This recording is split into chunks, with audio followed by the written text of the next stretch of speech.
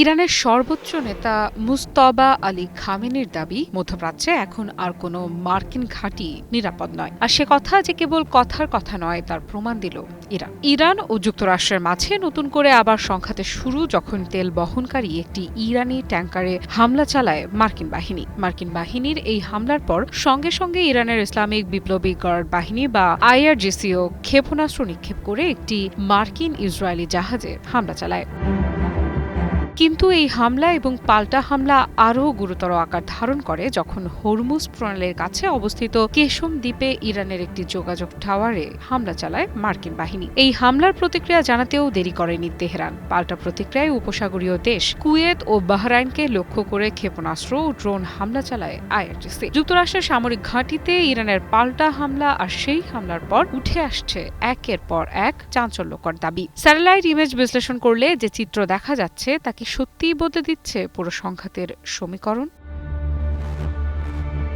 নতুন তথ্য অনুযায়ী ইরানের সাম্প্রতিক হামলার পর কুয়েতের আলী আল সালেম এয়ারবেসে থাকা গুরুত্বপূর্ণ ড্রোন হ্যাঙ্গার ধ্বংস হয়ে গেছে বলে দাবি করা হচ্ছে। এই ঘাঁটিটি কুয়েতে অবস্থিত এবং এটি দীর্ঘদিন ধরেই যুক্তরাষ্ট্রের সামরিক ড্রোন অপারেশনের একটি কৌশলগত কেন্দ্র হিসেবে পরিচিত। ঘটনার সূত্রপাত ঘিরে নতুন করে উত্তেজনা ছড়িয়েছে। স্যাটেলাইট থেকে পাওয়া নতুন ছবিতে দেখা গেছে সেখানে থাকা ড্রোন হ্যাঙ্গার মারাত্মকভাবে ক্ষতিগ্রস্ত বা সম্পূর্ণ ধ্বংস হয়ে গেছে। সামরিক বিশ্লেষকদের একাংশ বলছেন, যদি এই তথ্য সত্য হয় তাহলে এটি যুক্তরাষ্ট্রের ড্রোন সক্ষমতার উপর একটি বড় ধরনের ধাক্কা।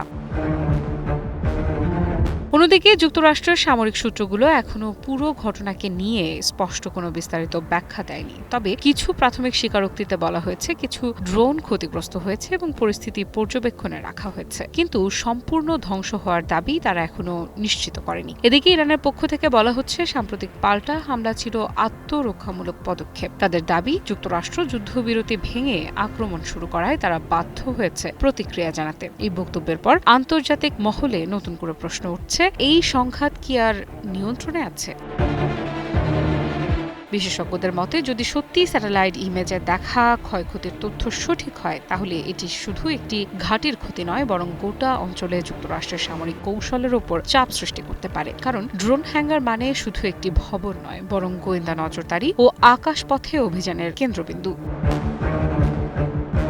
সবচেয়ে বড় প্রশ্ন এখন সামনে, এই পাল্টা হামলা কি ইরানের সীমিত প্রতিক্রিয়া ছিল, নাকি এটি একটি দীর্ঘমেয়াদী সংঘাতের নতুন অধ্যায়ের শুরু? কারণ প্রতিটি আঘাতের পরই পাল্টা জবাব, আর প্রতিটি জবাবের পরই আরও বড় উত্তেজনা। এই চক্র যদি চলতেই থাকে তাহলে পরিস্থিতি কোথায় গিয়ে দাঁড়াবে তা বলা কঠিন।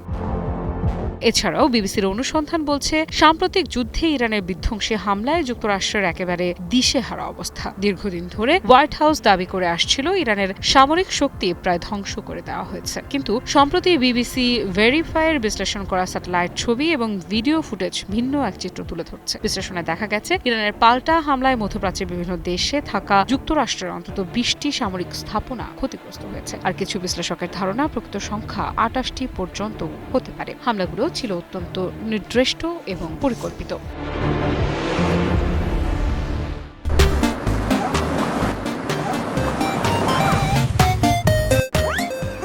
যুদ্ধের শুরুতে ব্যাপক সংখ্যক ড্রোন ও ক্ষেপণাস্ত্র ব্যবহার করলেও কয়েকদিনের মধ্যেই কৌশল বদলে ফেলে ইরান। তারা এলোমেলো হামলার বদলে উচ্চমূল্যের সামরিক লক্ষ্যবস্তুতে আঘাত হানতে শুরু করে। আর বিশেষজ্ঞদের মতে এটাই ছিল ইরানের সবচেয়ে বড় সাফল্য। এবার দেখার বিষয়, ইরানের এই সাফল্য মধ্যপ্রাচ্যে যুক্তরাষ্ট্রের অবস্থান ঠিক কোন অতল গহ্বরে নিয়ে যায়। আফ্রিদা ইফরাত, নিউজ 24।